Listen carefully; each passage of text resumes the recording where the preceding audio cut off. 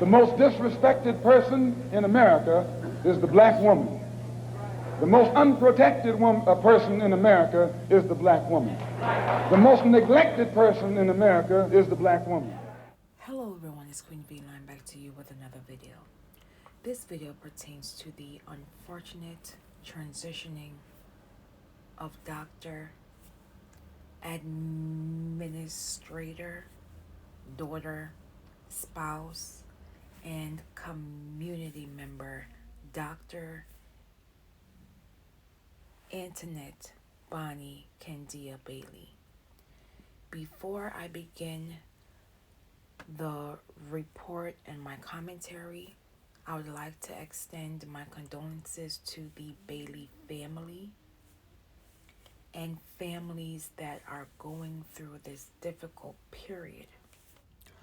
According to reports, after Christmas break, many students arrived at Lincoln University mourning the transitioning of the beloved administrator who had allegedly been bullied and was met with racism by the school's white president, John Mosley, who agreed to go on paid leave pending a third-party investigation.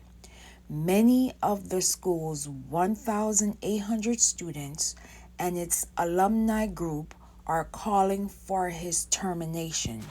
A string of Fire Mosley social media posts have questioned his qualification, his treatment of Dr. Bailey, and whether it was appropriate for a white man to lead an HBCU. It should be noted that Lincoln University was established in 1866 by the 62nd and 65th Colored Infantry that contributed a combined $6,400. Its doors was officially opened on September 17, 1866. Reports also detailed that the university board described Dr. Bailey's unaliving transitioning as tragic, but declined to comment in detail, citing the need to keep personal information confidential. The Board of Curators President Victor Pasley would also state, as a university community, we want to prioritize the mental health of everyone here and make sure each employee and student is treated with dignity and respect. Monica Graham, a Lincoln grad and longtime friend, stated that Dr. Bailey unalived herself days after being fired as vice president of student affairs. Graham shared an email in which Dr. Bailey detailed the problems she was having with Mosley, including saying that he harassed her and alluded to her being an angry black woman, which she describes as a stereotype that has demoralized black women for decades. Dr. Bailey wrote that the situation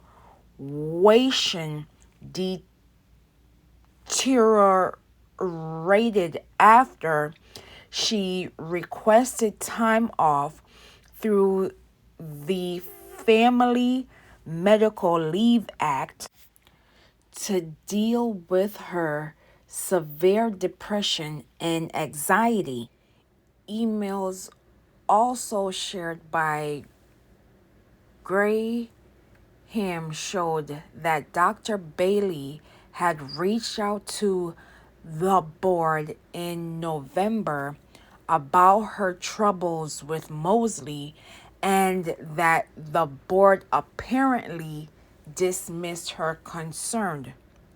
The board president, Pasley, told Dr. Bailey that the board does not engage in the management of personnel issues for Lincoln University and will not be taking further action related to this issue.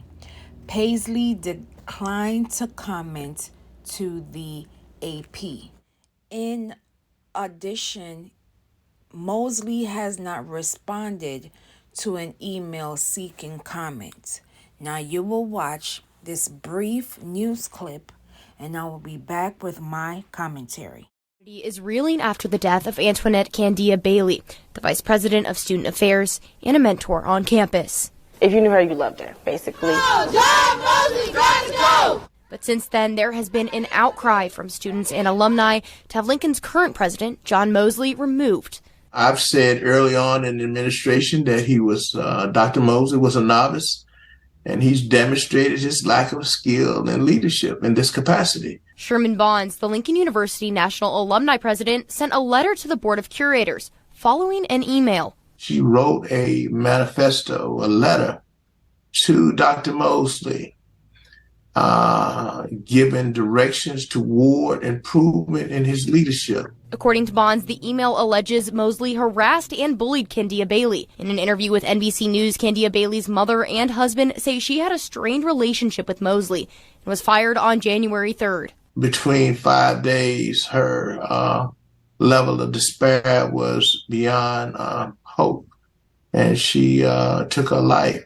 In a press release, the university says it values mental health, saying, quote, "As a board, we are committed to make certain the mental health of Lincoln University employees is a priority and that every employee is always treated with dignity and respect."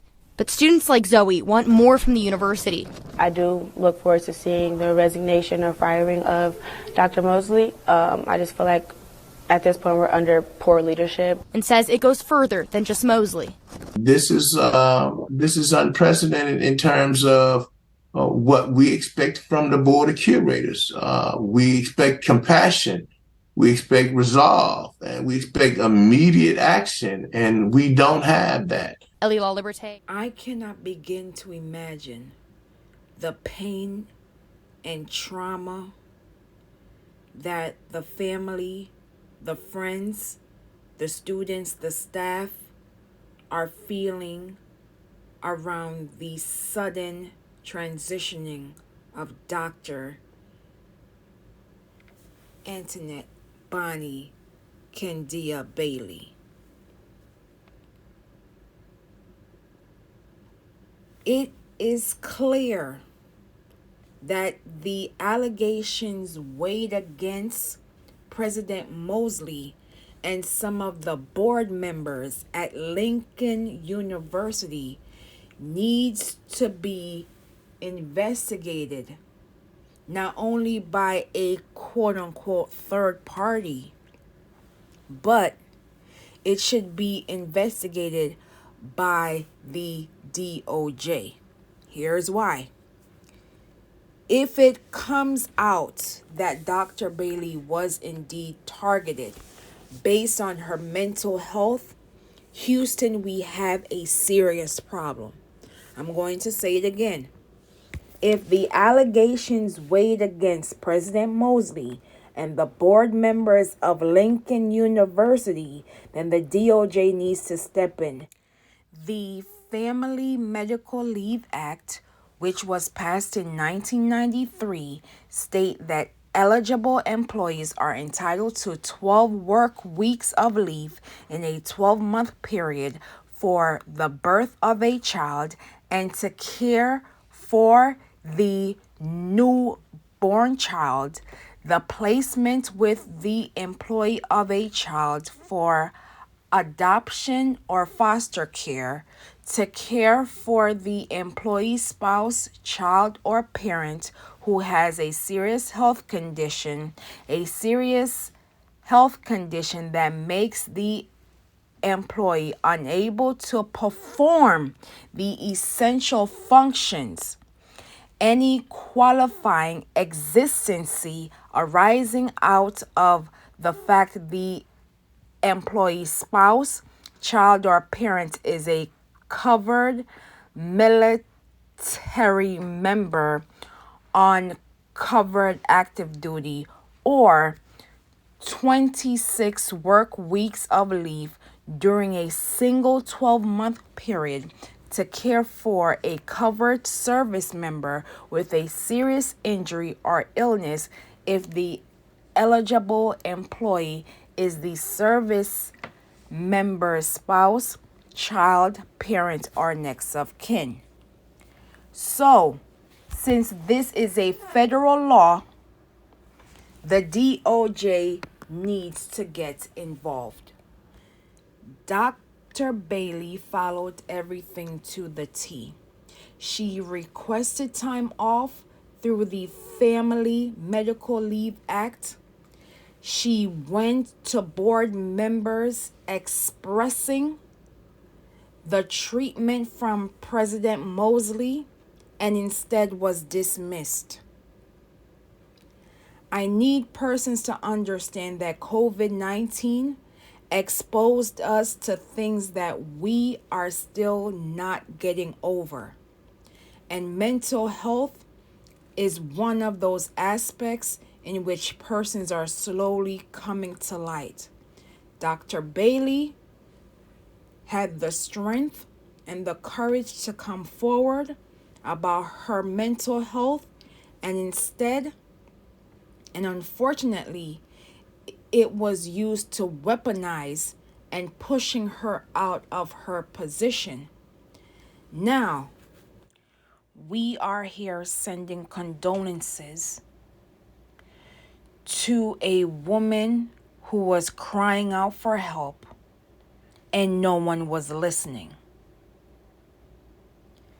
No one was listening because she was, quote unquote, acting differently. When are we going to listen to Black women and the stigma of being strong or too masculine? Where was the protection of this Black woman? It was pushed back to the back burner, and it cost her her life, unfortunately. Everyone has a breaking point. And when we refuse to listen to our loved ones and community members around us, it has a domino effect in which lives are forever changed, and families and community members are left to pick up the pieces. When are we going to truly listen before it's too late? I will leave in the comments and description below for organizations and hotlines as it pertains to organizations and anonymous groups as they help break the stigma. It is okay to not be okay. It is okay to seeking help. But what is not okay is when you are seeking help and persons and organizations are trying to block you from getting the help that you need. Silence is no longer an option. Rest in peace, Dr. Antoinette Bonnie Candia Bailey. Justice for Bonnie. I thank you for watching. And as always, please be safe out here, and I will see you in the next video.